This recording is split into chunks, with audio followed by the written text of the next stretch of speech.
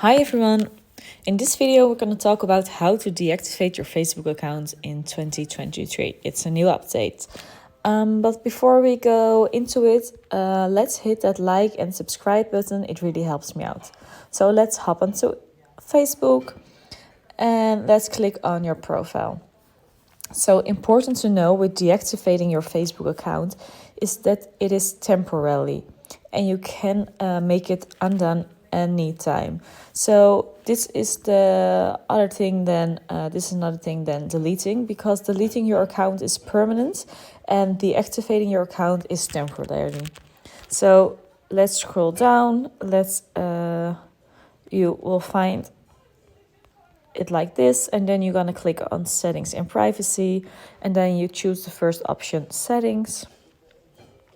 You see accounts, you see all these kind of stuff, but you go up and you click on personal information. After that you click on manage account, and here you can see account and deactivate, and you can click on deactivate. So you need to type in your password, then click on the blue button continue, and maybe sometimes you will see a few other questions, what the reason is.